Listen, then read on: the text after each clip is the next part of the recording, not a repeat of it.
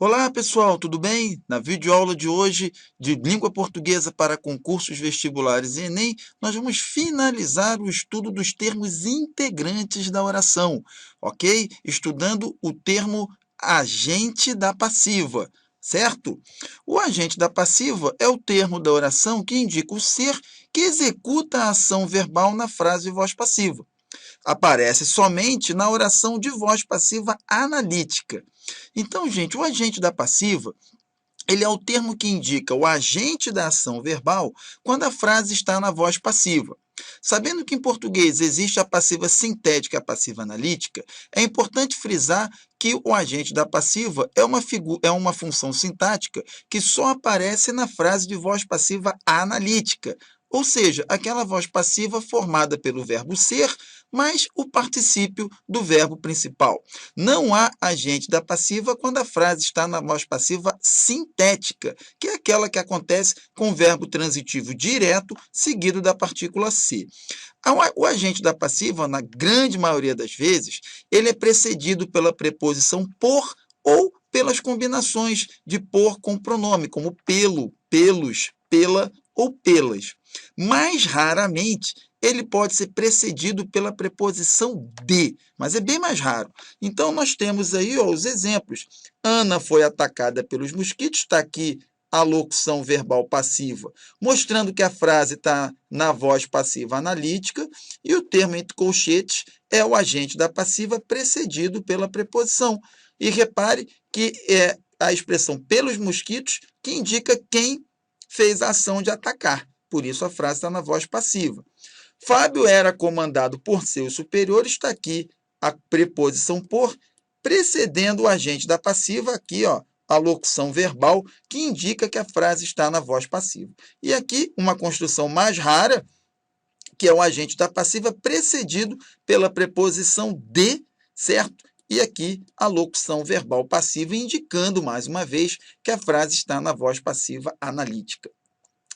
O agente da passiva não se confunde com o complemento nominal, pois sempre se liga a uma locução verbal passiva, que tem um valor verbal, ao passo que o complemento nominal se liga a particípios, mas com valor de adjetivo. Então, repare a diferença entre essas duas orações. O bar era cercado por vigilantes. Aqui eu tenho uma locução verbal que tem valor ativo, ok? Ou seja, um valor de ação. E quem executa essa ação é esse termo aqui, que é um agente da passiva, certo? A diferença para o bar estava lotado de pessoas é que esse de pessoas aqui é complemento desse adjetivo apenas, lotado, ok? Ou seja, é um termo de valor nominal, valor de adjetivo. Então, aqui esse lotado é um particípio em função de adjetivo, ao passo que esse aqui é um particípio com valor de verbo, indicando ação. Essa é a grande sacada para não confundir o agente da passiva com o complemento nominal. E como já dissemos, o agente da passiva ele só aparece na oração quando essa está na voz passiva. Não existe agente da passiva na oração de voz ativa. Então, a casa foi comprada pelo banqueiro. Eu tenho aqui a voz passiva e eu posso ter a presença do agente da passiva. Estando a frase na voz ativa, não há como encontrar um agente da passiva, porque essa é a regra de ouro da análise sintática. Uma coisa determina a outra. Se a oração estiver na passiva sintética, com a partícula ser, também não haverá agente da passiva. Então, nós temos lá, vendeu-se a mercadoria. Aqui eu tenho um sujeito passivo, ok? Mas eu não tenho um agente da passiva nesse caso. E assim a gente finaliza a nossa videoaula curtinha, né, sobre o agente da passiva.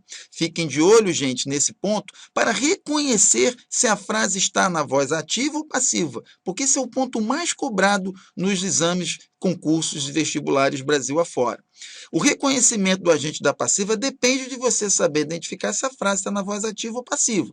Então, estudando essa diferença, você consegue tanto identificar as frases de voz passiva, quanto identificar o agente da passiva também. Outra dica importante é não confundir com o complemento nominal, e para isso, o que nós explicamos aqui é o bastante para vocês, certo? Eu espero que vocês façam os exercícios agora de maneira a fixar a teoria e, em caso de dúvidas, já sabem, quem podem procurar, ok? Eu espero vocês na nossa próxima videoaula, pessoal, que vai ser dedicada ao estudo dos termos acessórios da oração. Um abração e até lá!